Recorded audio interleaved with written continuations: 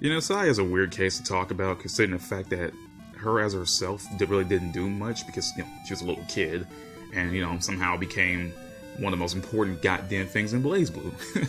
But no, I started to think more about Sai and her relationship to the Murakumo units.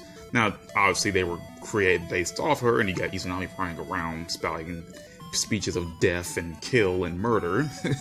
But I'm starting to think more about how the characters' personalities could have been, like, you know, how they kind of correlate to Saya.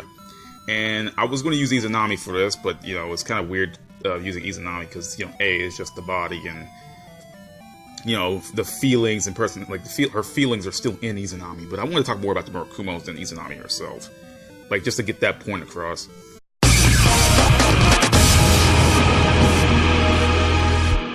With Nu, you know that she's pretty much just crazy, but she also has feelings for Ragna, wants to fuse with him, and eventually destroy the world. Now, we all know that Saya pretty much went through a lot of torture at the hands of Relius in order to become who she is today. Well, Izanami, but anyway, obviously, and Nu was created based off Saya.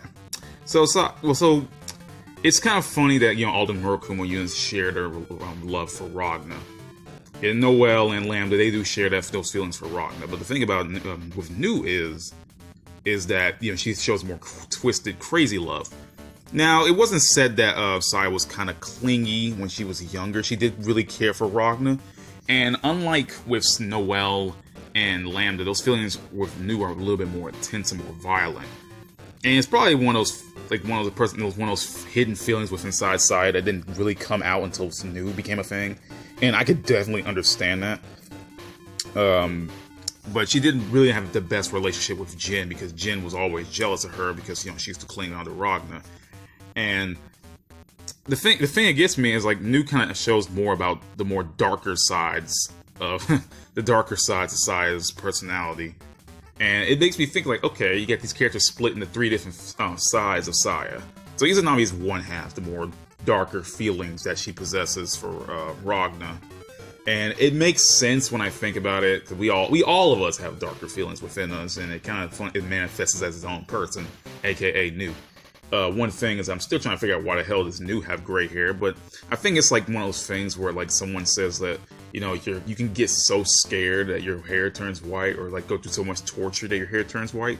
So it makes sense with Nu considering what they've done to her, so it does make sense. So, you know, and also, you know, Ragna's hair turned white because of trauma, so that has even more credence.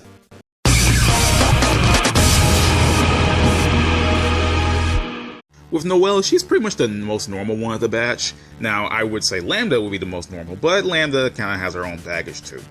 But Noelle seems pretty normal. She grew up with a normal family. She lived a life. She actually enjoyed the company of other people, unlike the other Murakumo units who are pretty much built for, you know, combat and science experiments. But, well, technically Noelle was too, but, you know, she actually got to live a life.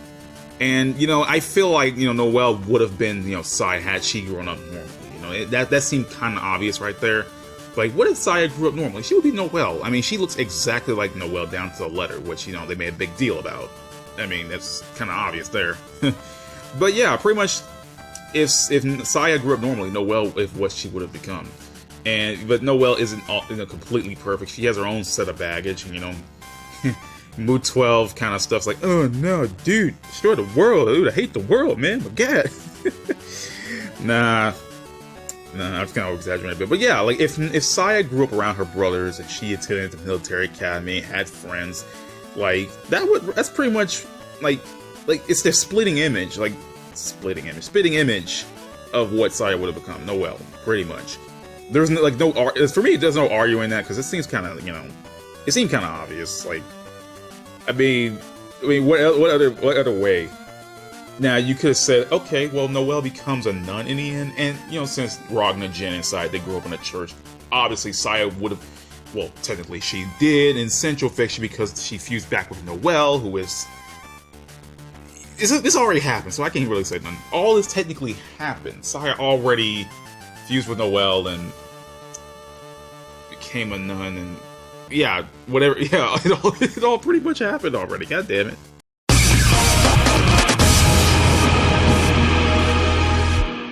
And then we got Lambda, the more innocent, childish side of Saya, and pretty much the more innocent and childish ones of the Murakumo units. Now, the thing that gets me about Lambda is that she doesn't have Saya's terrible cooking skills, which makes me laugh, because it's just... it's like, if, like, we stripped one part away from Saya, we took away the one that doesn't have the bad cooking. We really took the one away that doesn't have the bad cooking. That what gets me the most. It's funny.